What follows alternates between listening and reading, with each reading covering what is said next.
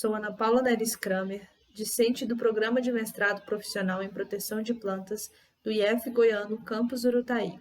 Estarei apresentando a leitura comentada do livro Manual Básico de Técnicas Fitopatológicas como atividade para a disciplina de Diagnose de Doenças em Plantas, ministrada pelo professor Dr. Milton Luiz da Paz Lima. Farei a leitura da página 54 à página 69, começando por fatores associados ao cultivo de micro-organismos, luz, temperatura, aeração, pH, nutrição, incubação dos micro-organismos, estufa de germinação tipo BOD, procedimento de operação da estufa de germinação tipo BOD, meios de cultura, classificação dos meios de cultura, procedimento de preparo de meio de cultura. Fatores associados ao cultivo de micro-organismos. Os micro-organismos necessitam de condições ambientais adequadas para se desenvolverem e esporularem, tais como luz, temperatura, aeração, pH e outros. No entanto, não existe um conjunto de condições únicas para todas as culturas de fungos patogênicos, e é preciso que aquelas sejam pré-estabelecidas. É importante saber quais as melhores condições para o crescimento vegetativo e esporulação dos micro-organismos, o que pode acontecer até em condições extremas adversas aos mesmos, mas normalmente nessas condições ou quando essas são excedidas, o crescimento pode ser retardado ou mesmo não haver crescimento ou esporulação. Então, entre essas condições que podem afetar, vamos começar falando sobre a luz. As fontes de luz empregadas são luz visível, que é de 380 a 750 nanômetros. As lâmpadas fluorescentes são boas fontes de luz, já as lâmpadas incandescentes com filamento de tungstênio emitem muito calor, e isso pode causar problemas à cultura de micro-organismos. A radiação UV é formada por faixas de radiação com características e aplicações práticas específicas. O V próximo, NUV, é 300 a 380 nanômetros. O VA, conhecido como V de onda longa ou luz negra, de 310 a 420 nanômetros. Representa a maior parte dos raios. A UV, emitidos pelo Sol, a UV distante, ou VC, ou faixa UV germicida, compreende a faixa de 200 a 300 nanômetros. O comprimento de onda da radiação UVC, que inativa o DNA e RNA, material genético dos micro-organismos, situa-se entre 250 e 270 nanômetros. A luz pode estimular a reprodução sexuada e assexuada em quase todos os fungos. Normalmente, os comprimentos de onda UV inferiores a 340 nanômetros induzem a esporulação. A esporulação de fungos pela luz deve seguir as seguintes recomendações: usar lâmpadas fluorescentes que emitam radiação na faixa de 320 a 420 nanômetros, ou seja, UVN. Usar 2 lâmpadas de 40 watts cada na posição horizontal, afastadas 20 centímetros acima da placa com a cultura. Usar um ciclo alternado luz-escuro de 12 horas, também chamado de fotoperíodo de 12 horas. Usar tubos ou placas que permitam a passagem da luz-nuvem. Temperatura. A temperatura favorece a regulação e a distribuição das espécies em toda uma região. O conhecimento da temperatura é fundamental para a otimização do cultivo in vitro. Os efeitos deste fator sobre o crescimento de uma espécie pode ser determinado, avaliando-se inicialmente a temperatura a intervalos mais amplos, de aproximadamente 5 graus Celsius. Exemplo: 25 graus Celsius, 30 graus Celsius e 35 graus Celsius, podendo variar de no mínimo 5 pontos, para construir uma curva típica de crescimento e determinar as temperaturas mínima e máxima de crescimento. Em fungo, embora cada fungo tenha uma temperatura ótima de desenvolvimento, normalmente a maioria desenvolve-se bem a temperatura ambiente de 20 a 25 graus Celsius, a temperatura pode ser controlada em incubadoras ou em banho-maria. Já em bactéria, a temperatura é um fator externo de maior importância para a reprodução delas. As bactérias fitopatogênicas encontram-se a temperatura ótima para o seu desenvolvimento entre 25 graus Celsius e 30 graus Celsius. As mesmas param de se reproduzir entre 33 graus Celsius e 40 graus Celsius. Aeração. O oxigênio O2, assim como o dióxido de carbono, CO2, influencia no crescimento de micro-organismos. O gás carbônico, muito embora faça parte de algumas reações químicas existentes nas células, seu excesso no meio de cultura pode inibir o crescimento e a esporulação de alguns micro-organismos. pH. O pH ótimo para o crescimento vegetativo pode não ser o mesmo que induz a esporulação. Enquanto fungos crescem numa faixa ampla de pH, as bactérias geralmente são sensíveis ao meio ácido. Sendo assim, em alguns trabalhos de rotina, o pH do meio é ajustado usando-se ácido acético, ácido clorídrico, ácido lático, hidróxido de potássio ou hidróxido de sódio, antes ou depois de autoclavar, se necessário. É importante verificar se o meio que contém agar não solidifica em pH abaixo de 4. E autoclavar o meio pode alterar o pH, portanto, é preciso ajustá-lo antes e conferir depois, de acordo com os objetivos do estudo. Nutrição. Os elementos minerais, quando requeridos pela planta e seus fornecimentos sendo adequado, fornecem à planta uma maior resistência à doença. Portanto, é importante manter o balanço nutricional nas plantas, principalmente de nitrogênio, fósforo e potássio, porém nada em excesso.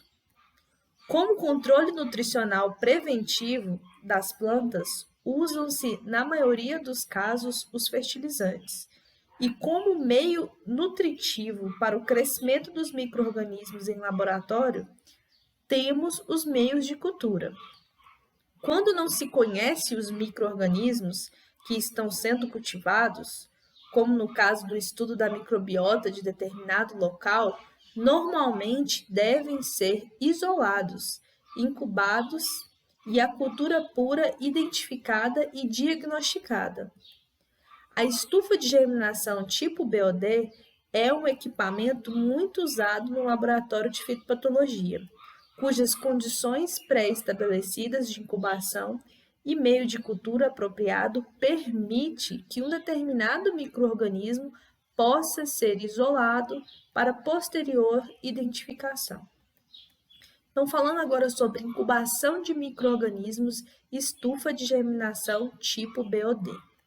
O período que decorre após o isolamento de um micro-organismo, seja bactéria, fungo, leveduras e etc., em câmara de fluxo laminar, até o momento em que ele apresenta estruturas que permitam a obtenção de uma cultura pura, é denominada de incubação.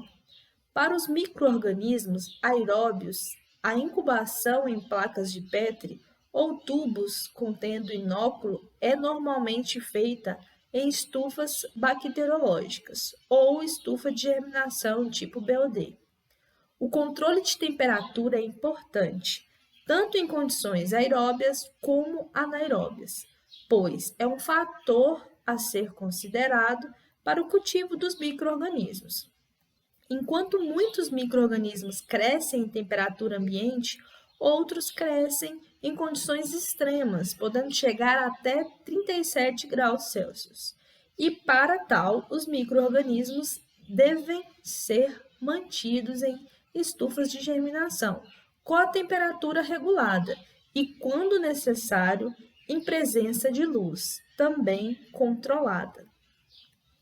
Para tal, a estufa de germinação deve possuir nível de fotoperíodo. Todas as operações e manuseio do equipamento devem ser feitas após consultar o procedimento operacional padrão da estufa de germinação tipo BOD, POP 014.2.4.06.4.002, que se encontra no Laboratório de Fitopatologia, Embrapa 2012. Procedimento de operação da estufa de germinação tipo BOD. Se inicia: ligar a tomada do aparelho na fonte de energia, ligar o aparelho na chave liga e desliga, regular a temperatura, girando a chave seletora do termostato e conferir a temperatura com auxílio de um termômetro colocado no interior do equipamento, aguardar a temperatura atingir o valor desejado, aferir a temperatura selecionada no termostato do aparelho com a indicada no termômetro, dispor de forma ordenada as placas de Petri ou tubos de ensaio contendo meio de cultura com o isolado das amostras para crescimento dos fitopatógenos após o ajuste da temperatura, desligar o equipamento na chave liga e desliga e retirar a tomada da chave de energia, retirar a água acumulada na bandeja e, periodicamente, limpar com auxílio de esponja, água e detergente, sempre que seja concretizado o encerramento do ensaio, seja avaliações, crescimento e identificação do fitopatógeno. Rotular todo e qualquer material introduzido na estufa de germinação com as seguintes informações: identificação do material responsável pelo trabalho e data de preparo, descartar sumariamente todo e qualquer material introduzido na estufa de germinação que não possua a rotulação indicada no item anterior, limpar a estufa de germinação tipo BOD com hipoclorito 2% a cada 3 meses ou, quando necessário, e somente utilizar depois de 24 horas. Meios de cultura. Os meios de cultura são substâncias ou soluções que podem ser usados na seleção e crescimento de um determinado micro-organismo ou célula vegetal, para a identificação de uma espécie em particular. Entre os principais componentes de um meio de cultura adequado ao desenvolvimento de fitopatógenos estão as fontes de carbono e energia, como os açúcares, as fontes de nitrogênio, fósforo e sais minerais. Outros componentes que podem ser encontrados em um meio específico para um determinado organismo, chamado meio seletivo, são os fatores de crescimento, como as vitaminas, aminoácidos e outros. Por outro lado, podemos ter no meio agentes constituintes que inibam o crescimento de determinados micro-organismos, sendo estes também considerados meios seletivos. Além dos meios seletivos, existem também os meios que permitem diferenciar os micro-organismos, que são meios diferenciadores ou diferenciais. E o exemplo mais simples é a existência de um indicador de pH, que permite verificar se, por exemplo, um açúcar presente no meio é metabolizado, pois ao ser, implica na produção de metabólitos, que acidificam o meio, alterando seu pH e, consequentemente, alterando a cor do indicador do pH. Classificações dos meios de cultura. Os meios de cultura, segundo os Zaus et al. 2007, encontram-se nas seguintes categorias: sintéticos, que são constituídos de ingredientes ou substâncias cuja composição e concentrações químicas são conhecidas; os semissintéticos, que são amplamente utilizados na microbiologia, assemelham-se aos meios sintéticos quando, ao possuírem um conjunto conhecido de ingredientes ou substâncias, porém, o meio semissintético contém uma fonte natural de açúcar, podendo ser a batata, milho, extrato de carne ou de malte natural. Os meios de cultura naturais são compostos parcial ou integralmente de produtos naturais, como parte das plantas, folhas, brotos, raízes, sementes, frutos e etc. Ou de infusões ou de extratos de materiais de origem vegetal ou animal. Um pedaço de batata é um meio de cultura natural, assim como um pedaço de pão ou de carne. E seletivo. O meio de cultura seletivo favorece ao desenvolvimento de uma cultura pura ou inibe culturas indesejáveis, e para isto são utilizadas substâncias como antibióticos, vitaminas ou fungicidas, adicionados ao meio de cultura já preparado. O emprego do meio de cultura possibilita o isolamento de micro-organismos, que poderão ser diagnosticados como agentes causais de doenças após o cumprimento dos postulados de Koch. Para o isolamento de um fitopatógeno, utiliza-se agar nutritivo, AN, para bactérias e agar-água, AA, ou batata dextrose agar, BDA, para fungos, considerado um meio de cultura universal. Para fitopatógenos conhecidos, desconhecidos, é necessário fechar os postulados de Koch para possibilitar a certeza de sua patogênia. Outros meios mais específicos também podem ser usados, tanto para fungos como para bactérias, porém, todos devem ser esterilizados antes de seu uso. A identificação de um tecido infectado através de uma avaliação feita por microscopia permite dizer que tipo de patógeno está envolvido na doença da planta e qual o meio de cultura mais indicado.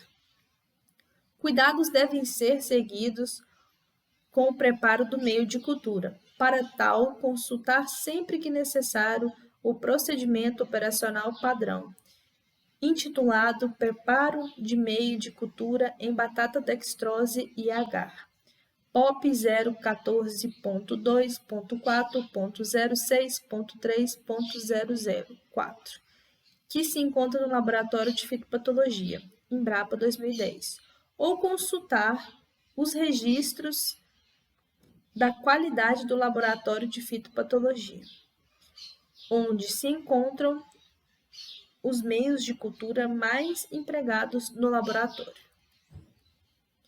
Falando um pouco sobre o procedimento de preparo de meio de cultura.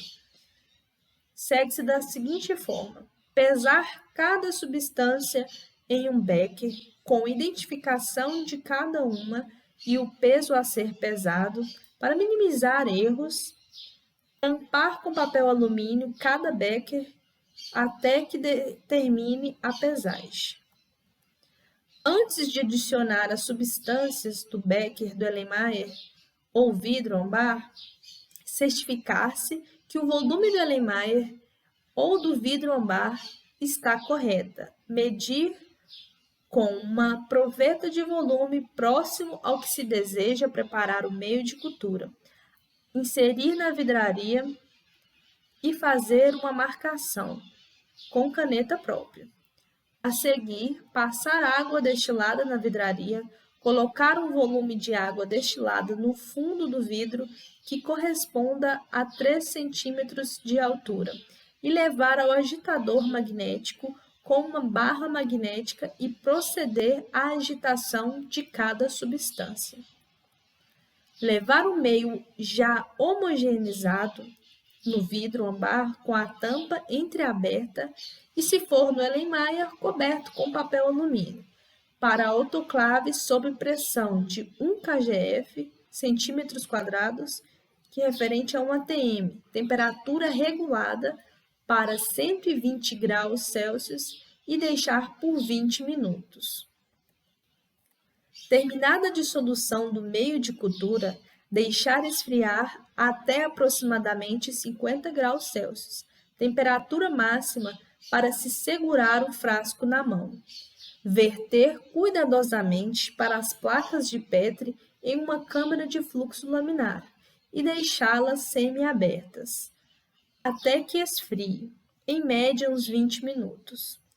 Observação: quando usar antibiótico no meio de cultura, proceder às etapas anteriores, até a dissolução do meio, deixar esfriar até aproximadamente 50 graus, que seria a temperatura máxima para se segurar o frasco na mão, adicionar um antibiótico previamente diluído em aproximadamente 1 milímetro de água deionizada autoclavada em ambiente asséptico e colocar na mesa agitadora por 3 minutos.